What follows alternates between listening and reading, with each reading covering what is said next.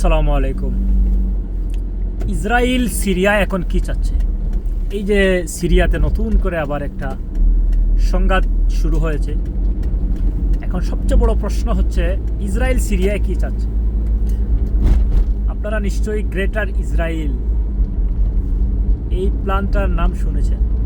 অর্থাৎ কিয়ামতের আগে ইসরায়েল 100% গ্রেটার ইসরায়েল, অর্থাৎ Palestine, Israel, Syria, Yemen, Jordan, এই এরিয়াগুলো ইসরায়েল রাজত্ব করবে। এই যে সিরিয়া যে কনফ্লিক্ট এখন শুরু হয়েছে, এইটা হচ্ছে আপনার এই গ্রেটার ইসরায়েলেরই একটা পার্ট। তাহলে কিভাবে সেটা সম্ভব? এই যে দ্রুজ সম্প্রদায়ের নাম আপনারা শুনেছেন, এরা হচ্ছে একটা শিয়াদের একটা মাইনরিটি।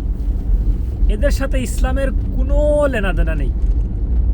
এদেরকে ইসরায়েল ব্যবহার করে শুধুমাত্র মুসলমানদের বিরুদ্ধে গোয়েন্দাগিরি করার জন্য। এদের এইটাই কাজ।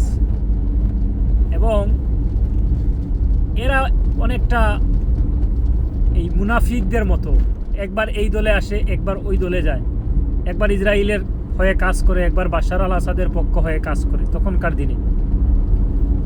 তো এখন ইসরায়েল চাচ্ছে এই যে নতুন সিরিয়ান প্রেসিডেন্ট, উনি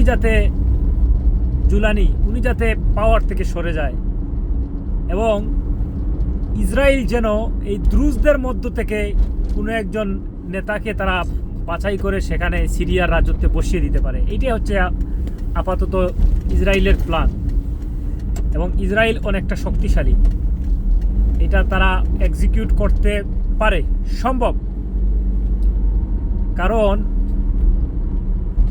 ওইখানে দ্রুজের সাথে অন্য একটা মাইনরিটি গ্রুপ আছে।